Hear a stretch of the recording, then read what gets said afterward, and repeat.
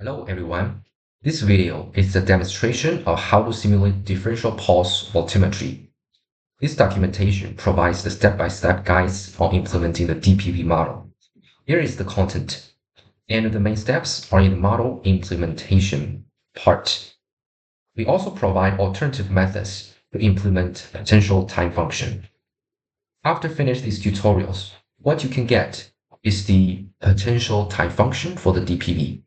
This shows part of the results from 0 to 2 seconds, and also corresponding DPV plot. So let's start implement our DPV models. The model implementations of DPV are similar with steady-state current and cyclic voltammetry, so I will only talk about main steps and highlight the unique parts for DPV. You can always follow our tutorials to implement the COMSOL model step by step, just like what we did for steady-state current and cyclic voltammetry. The files I open now is implemented DPV COMSOL model. You can find out this implemented model in Boycolab GitHub. Here is the link for our repo. You can find out this link from our paper. All files for this tutorial series, including steady-state current and the cyclic voltammetry, are in here too. Let's go back to our implemented DPV model. First, for the parameters, we will load the parameters from the files, and some of the parameters are specific for DPV, such as the ES is increment-based potential, EP pulse height, TP pulse time, TW waiting time before the pulse. And then we have the definitions. The variables of the definitions are used to implement Volter-Vollmer equation. And then you have several functions: scale time function, pulse function, step number function, and a potential time function. And the potential time function is the one we want to use. We will combine all of them to implement the potential time function. So let's take a quick look at each of them. So first, you have the scale time function, and then it's the pulse time function. Here is the pulse. So you can see the expressions, how we implement the pulse function. And then we have the step number function. Finally, for the potential time function, we combine all of the previous functions together.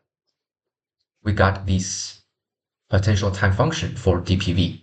For the DPV, in one pulse, we collect the current before the pulse and another current at the end of the pulse.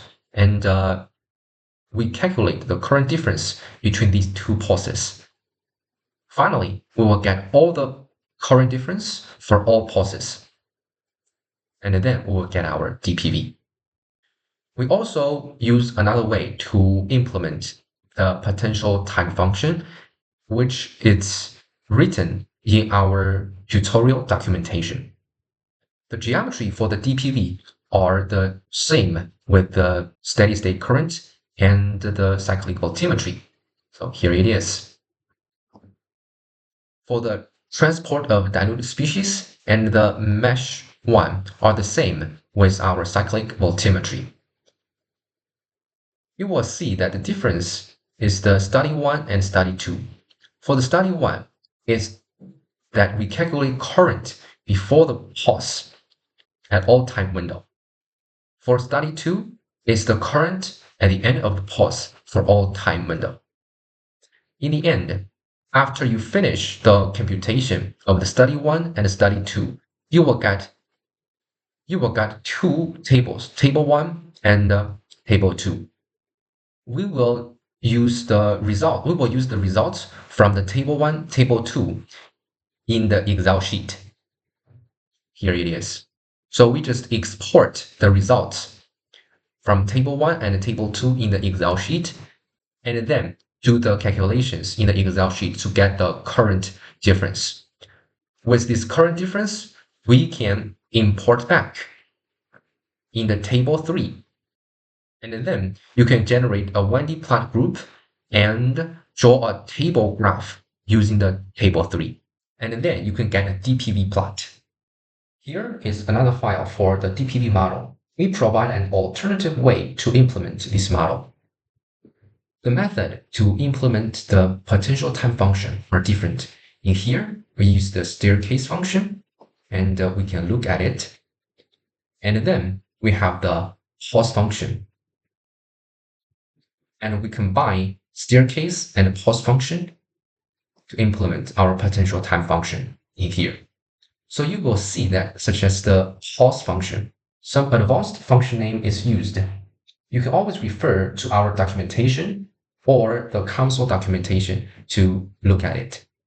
In here, we can just use one study because it can collect current every 0.01 seconds in total time, but you will need more data manipulation in Excel sheet.